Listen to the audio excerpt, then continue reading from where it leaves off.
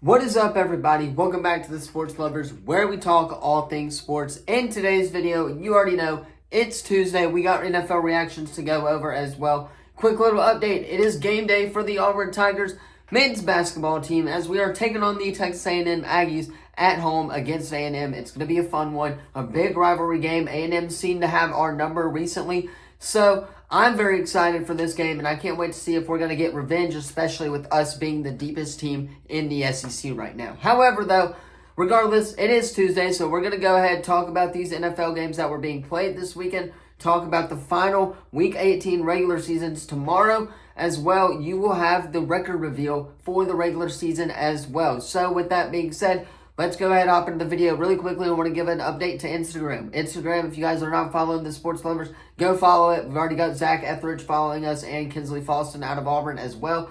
So we're gaining some followers. Hopefully we can gain some more as we go along as well. But we're going to be posting pretty much every day, maybe once an hour per day, if not more. But that's at least the goal for today, is to start grinding to the top of YouTube as well. So again, you guys are getting a lot of content. You're going to get basketball tournaments this year, football, 5v5, potentially even soccer games, maybe more basketball as well. So you're getting a lot of good stuff coming from us this year. So if you guys aren't already, hit that sub button, as well as player interviews. We're interviewing Kinsley Falston out of Auburn.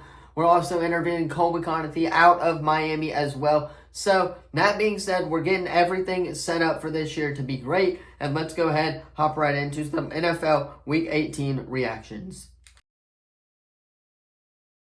Alright, of course, starting us off on Saturday is the Steelers going into Baltimore. I'm going to be frank with you guys. I did not watch any of this game. I was working a lot on Saturday. However, though, Pittsburgh going into Baltimore, beating Baltimore. I get the Ravens didn't play a lot of their starters, but still really should have won this game as it was at home for the Ravens as well.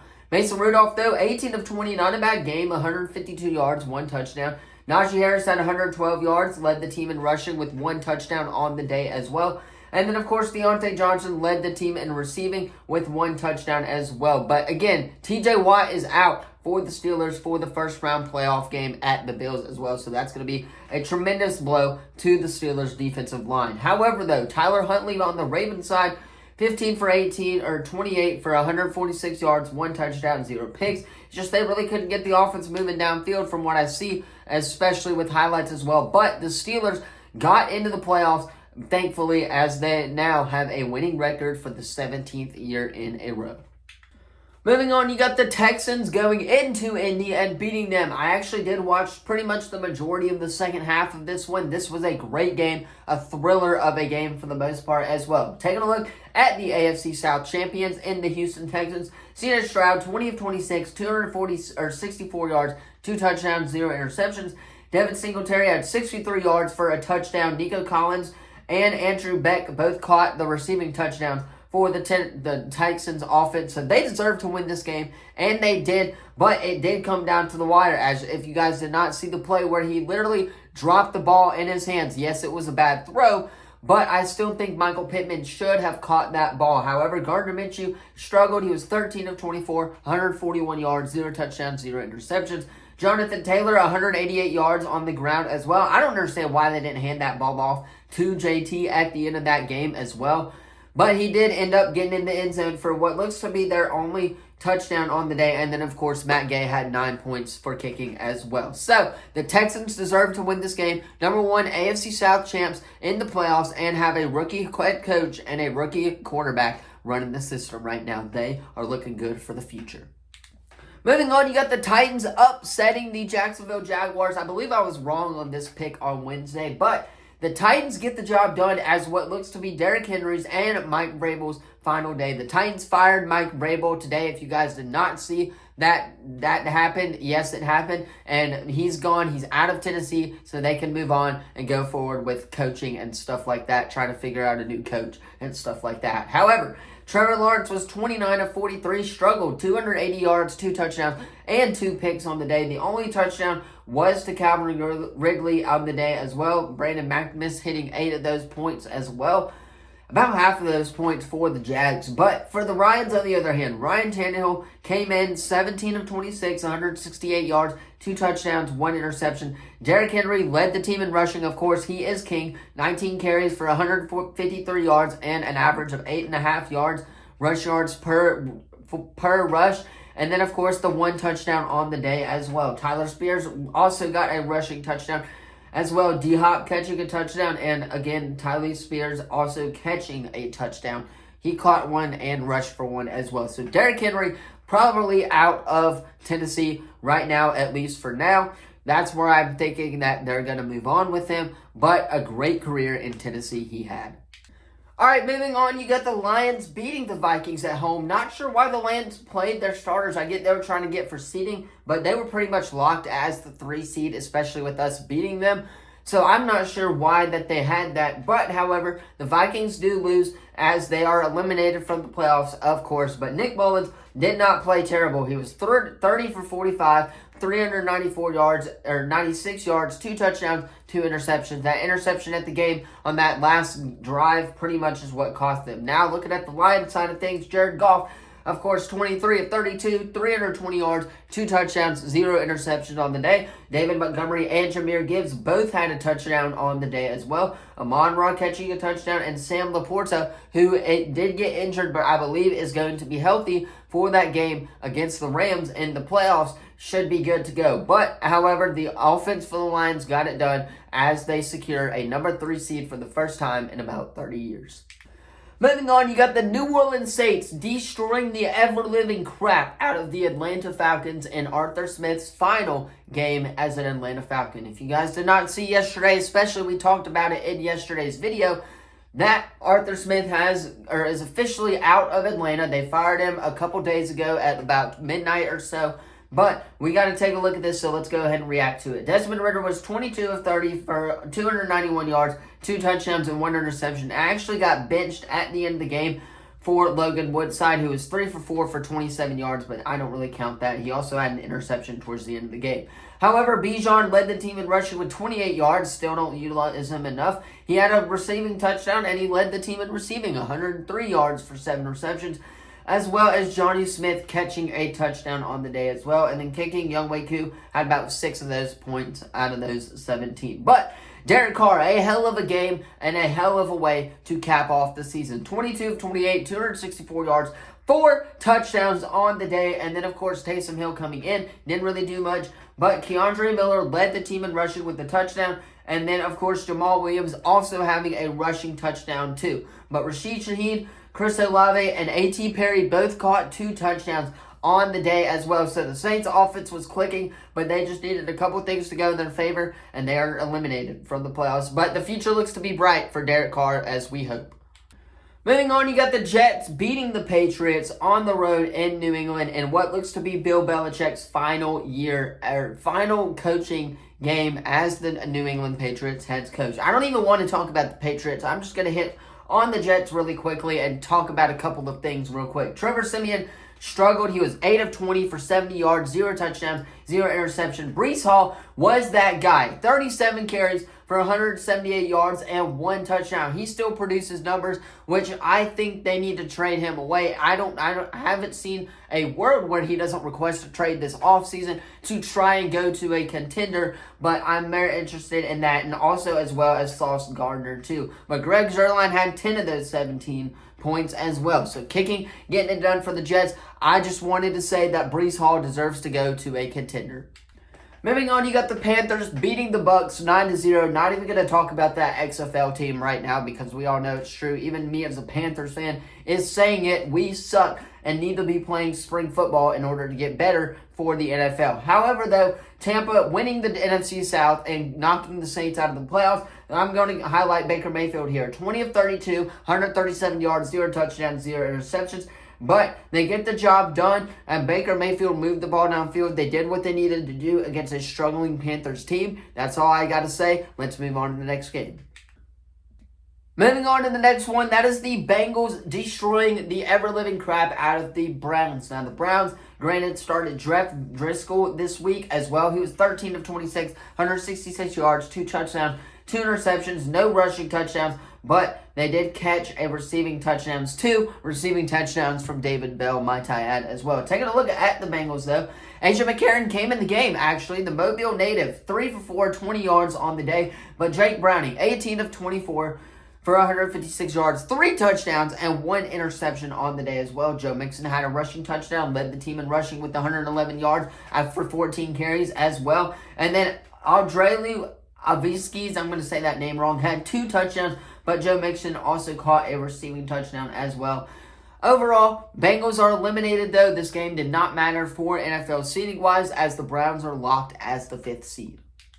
Moving on, you got the Bears losing to the Packers, and what would have happened for the Saints to go to the playoffs, because the Cardinals did beat the Seahawks, and we'll talk about that game in a second, though. However, the Packers beat them. They are the winning team. Justin Fields kind of looked pretty good, kind of looked iffy. 11 for 16, 145 yards on the day. Not terrible for him. They just couldn't really do anything against that Packer defense. However, though, Jordan Love went off in what looks to be the future for the Green Bay Packers. 27 to 32, 316 yards, 2 touchdowns, 0 interceptions. Aaron Jones led the way with 22 carries for 11 yards and an average of 5.5 yards per carry. That's not that bad. Jaden Reed, of course, led the team in receiving, but DeAndre Wicks had 2 touchdowns on the day as well. And then I believe kicking had 5 points, which is about half of those other than those 2 touchdowns as well. So the Packers are in the playoffs with the start of the Jordan Love era, as Jordan Love looks to be that guy for the Green Bay Packers. Moving on, you got the Cowboys destroying the ever-living crap out of the Washington Commanders. I just want to say one more thing. Y'all doubted us this year. We might have a chance to win the Super Bowl. Now, am I going to say that? Absolutely not. I said it in the short as a jokingly sort of manner, though. I don't think so, but there is a small hope in me that still thinks that this Cowboys team can go to the Super Bowl. Taking a look at Dak Prescott, MVP-like numbers, 31 of 36 for 279 yards, 4 touchdowns, and of course 1 interception that came in the first quarter. Tony Pollard on the day, 70 yards. He was utilized more, which I like to see that before we get started and going into the playoffs. This Cowboys team is going to make a deep run, and it starts this Sunday against the Green Bay Packers. He had 1 touchdown, but CeeDee Lamb led the team in receiving, 13 receptions for 98 yards, 2 touchdowns, as Brandon Cooks and Jalen Tolbert also had touchdowns equally. So Dak was spreading it around. He was utilizing his receivers more. And then Brandon Aubrey, I don't know what was up with him, but he was 1 for 3 on field goals, and we cannot have that like we did last year with Greg Zuerlein. I just don't want that to happen. I hope his leg, that was kind of just an off week. I hope he can get back to normal for the Packers, because we may need him come game-winning situation if we're going to beat the Green Bay Packers. We need everybody on deck for this one. But Packers, Cowboys on Sunday, let's freaking do this. We're winning the Super Bowl.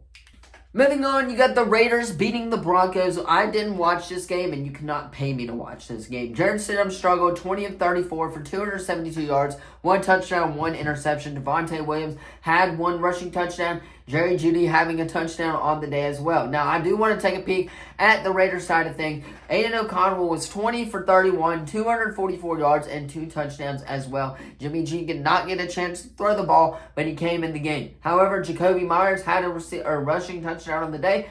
He also had a receiving, as did Devontae Adams, and I don't see a world where Devontae Adams doesn't request a trade this offseason or signs with New Orleans in free agency this year as well. So I'm expecting big things from the Saints and Devontae Adams if he wants to go be with Derek Carr in New Orleans. However, though, Raiders get a win in the post-O'Connell era. Moving on, you got the Eagles losing to the New York Giants on the road. Yikes. They lost about 6 out of their last 7. I am still going to say that the Eagles get first rounded, hint, week for next week, as to just keep an eye out for who I predict to win this game as well tomorrow. But, however, Marcus Mariota came in. Jalen Hurts did get hurt as well, but I'm not putting that loss all on him. I don't want to really talk about this game as well, so let's go ahead and move on. That's my take on that. Let's move on to the next game.